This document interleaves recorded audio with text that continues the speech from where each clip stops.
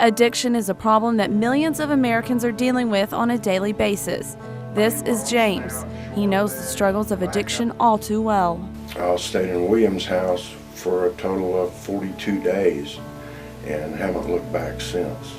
In July of 1996, he entered into treatment at Williams House, an intensive residential treatment facility that is part of ADAC. It was a direct order from a court that I seek out treatment. Prior to that, my life had led me in and out of the penitentiary numerous times, and I was pretty much resigned to the fact that that's probably where I was going to die.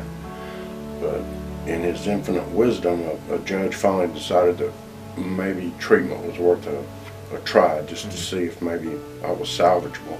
The treatment program helps addicts with drug and alcohol dependence. The mission of the Alcohol and Drug Abuse Council for the Concho Valley is to save lives and create healthier communities. And that means that we do that by two distinct separate missions or submissions, and that is to provide treatment to adults who can't afford treatment on their own necessarily, and to provide prevention programs for our youth and our families and our community. James says that recovery has had its ups and downs, but it isn't as tough as being an addict. You know, people have the misconception that addicts are lazy people, and nothing could be further from the truth. They work 24 hours a day, 7 days a week. It's a tough job. During recovery and even to this day, James faces the struggles of an addict, especially when life gets tough. Recovery's also had its struggles. I've had to bury my father in recovery, numerous sicknesses in my family. I'm raising my two grandchildren now as a result of my daughter suffering the same affliction that I have.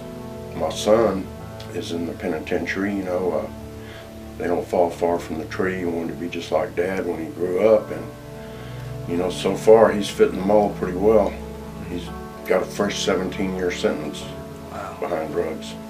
James continues his recovery and is still working at the Williams House as the clinical director.